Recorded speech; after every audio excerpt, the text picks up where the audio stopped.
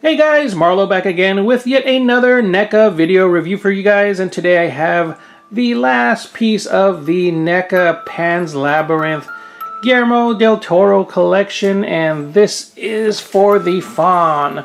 You can see here the side of the package, says there number 4, the Faun. The back of the package there showing a great product image. If you want, you can go ahead and read that. Just pause the video if you need to. And you can see the other figures in the collection there. We have Santi here from the Devil's Backbone, and the 3 pieces there for Pan's Labyrinth. The Pale Man, which I've reviewed already. Ophelia, and now I do have the Faun, so that's great. The other side of the package there, and once again the front showing some really great artwork there from Pan's Labyrinth. And yeah, definitely some nice artwork there, which I haven't seen before. And like their other, which are the Ultimate figures, I guess, by NECA, they come in this nice box with a flap door that opens up, held together with some Velcro there, and you can see through the packaging window the figure inside. You can see the Faun there with some of his accessories. Just a quick look at how he comes in package there. And again, another great product image of the Faun. And you can see there how he looks in package. Pretty cool. So definitely looking forward to more of the figures from the Guillermo del Toro collection. I guess next would be the Amphibian Man from The Shape of Water. So definitely looking out for that next. So let's open this up and take a closer look at the Faun out of package. And here we have the Faun figure out of package, and he looks amazing. Just love all that detail. I always like the design of the Faun. All of Guillermo del Toro's creatures are always just amazing looking, and this is no exception. I never even realized that he had a different looking foot in the movie, so in this figure I'm just noticing it for the first time. I always thought he had, you know, 2 hooved feet. Again, never realized the other one was sort of like a tree type stump there. I knew his body was sort of a composite of organic plant or tree type bark and flesh. And yeah, just seeing some details again for the first time in this figure. So really cool to have. We'll take a closer look at that some more in a bit. Just wanted to show you guys the accessories. He comes with the little dagger here. See, also very nicely detailed.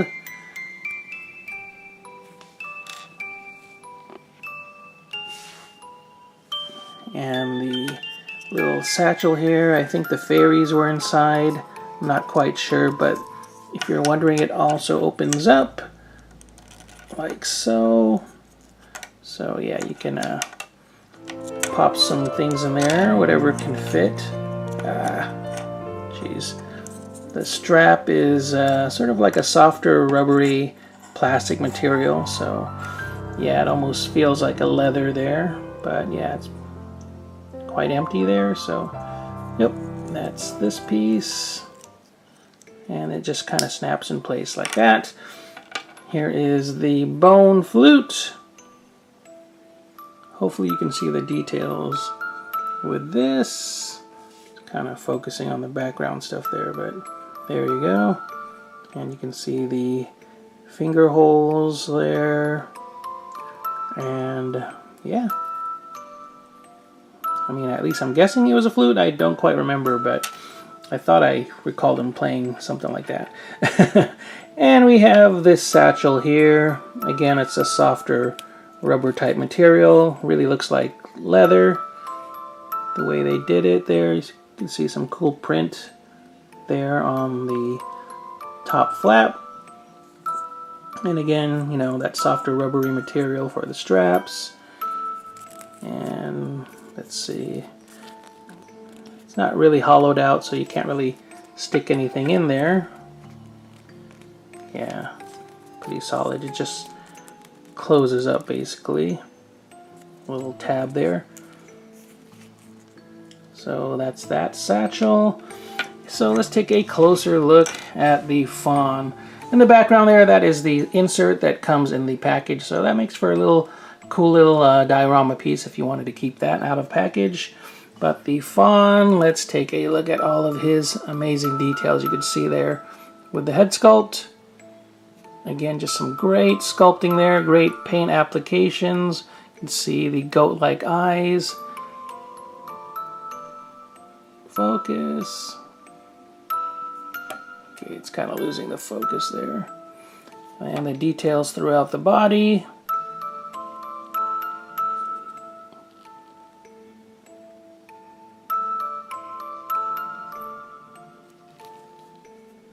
The back of the figure.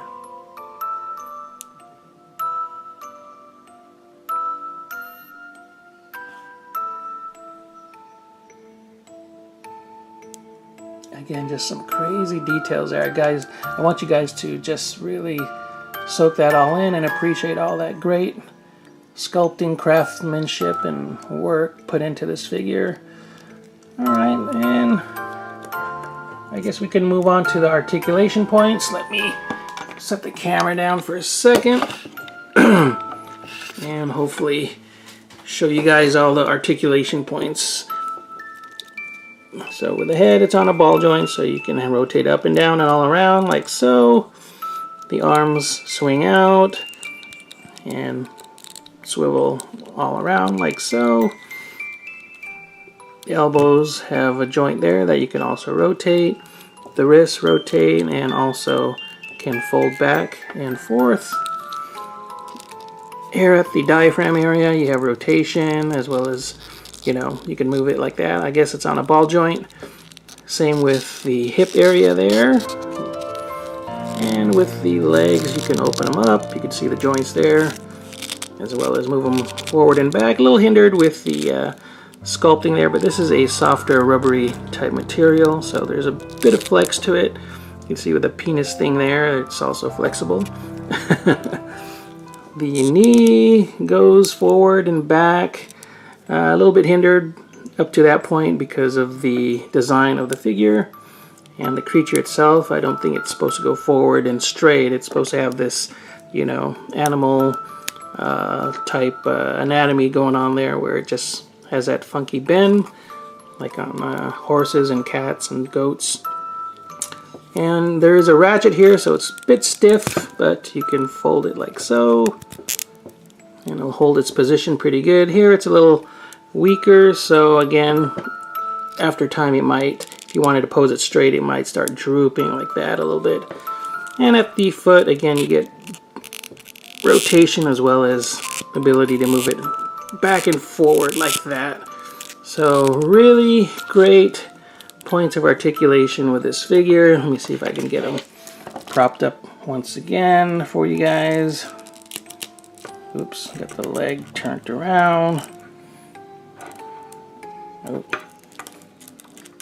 Again, he's going to take a little... let me set the camera down. This is a little tricky. Let's see if I can get him posed right for you guys.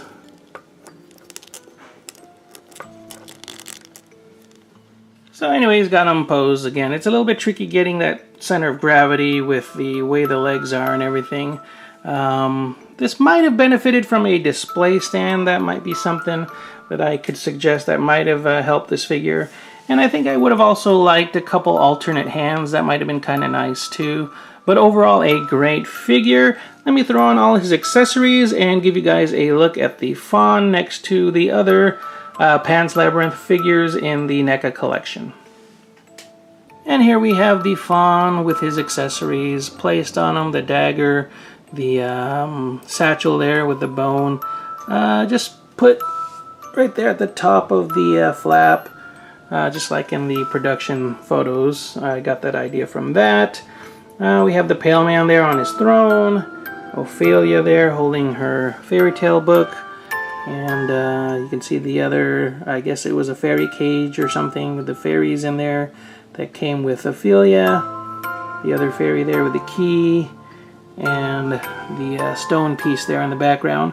If you haven't seen my other video on Ophelia, I did a review on that, and I failed to show that this piece for the eye there does pop out.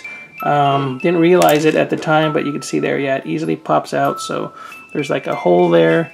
And yeah, be careful not to lose that little piece. That goes in the place of the eye. Again, a really great piece. This is a, I believe, a resin piece there, so it's fragile, so you don't want to drop that. It most likely shatter. So I'll give you guys a look at the set there of the Pan's Labyrinth figures. They look really great on display. And for the heck of it, to complete the collection of the Guillermo del Toro line, I have Santi there from The Devil's Backbone. And he does scale quite well with the rest of the figures so far. Just not really part of Pan's Labyrinth, but some people, you know, you can say it's somewhat related there if you, you know, go deeper into the movies, basically. So, anyways, you can see the collection so far. Looking forward to more from the series. Again, from, I guess, The Shape of Water coming up next, and the Amphibian Man. Hopefully they'll continue with more figures in the future. Hope you enjoyed the video. If you did, please give the video a thumbs up, share the video, like the video, and if you haven't already, please do subscribe, guys. I'd really appreciate it. Take care, keep on collecting, and I will see you all next time. Bye-bye.